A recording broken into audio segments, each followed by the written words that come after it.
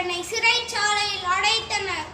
ஆங்கிலேயர்கள் என்னை சிறைச்சாலையில் மாட்டிற்கு பதிலாக என்னை செக்கிருக்க வைத்து சித்திரவதை செய்தனர்.